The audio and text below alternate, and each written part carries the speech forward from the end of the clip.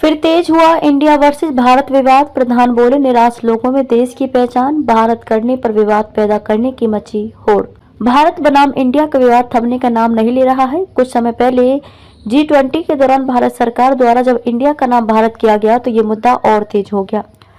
इसके बाद से देश के नाम को बदलने की भी अटकलें तेज हो गई थी। वहीं एक बार फिर से NCERT की किताबों में इंडिया की जगह भारत नाम लिखने का फैसला आने के बाद से ये मुद्दा उठ गया है।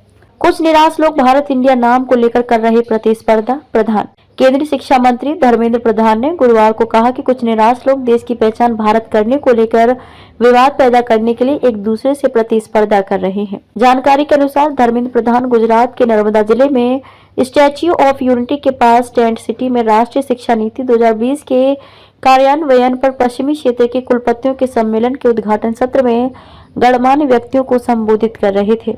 भारत हमारे देश का नाम है। प्रधान अपने संबोधन में प्रधान ने कहा कि पिछले कुछ समय से इस बात पर विवाद चल रहा है कि हमारे देश को इंडिया या भारत के नाम से जाना जाना चाहिए, लेकिन फर्क क्या है। मेरा मानना है कि इंडिया और भारत में कोई अंतर नहीं है। भारत हमारे देश का नाम है। उन्होंने आगे कहा कि इंडिया नाम उन लोगों द्वारा दिया गया था जो औपनिवेशिक काल के दौरान अंग्रेजी साहित्य पढ़ते थे।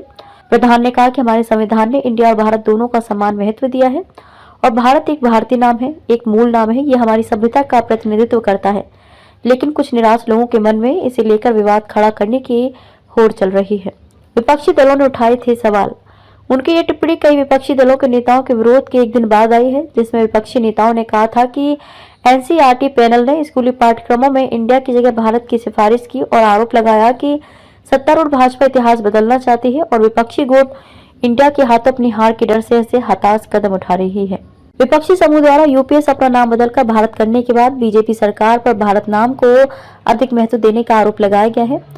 भारत की अध्यक्षता में हाल ही में संपन्न G20 शिखर सम्मेलन का जिक्र करते हुए धर्मेंद्र प्रधान ने कहा कि प्रधानमंत्री नरेंद्र मोदी ने उभरते कौशल की पहचान के महत्व को रेखांकित किया था और शिखर सम्मेलन के दौरान अपील की थी। गरीब और अल्प विकसित देशों की आकांक्षाओं को पूरा करना भारत और विकसित देशों का कर्तव्य है। प्रधान ने कहा कि हालांकि भारत एक विकसित राष्ट्र नहीं है, लेकिन हमने ये जिम्मेदारी ली है।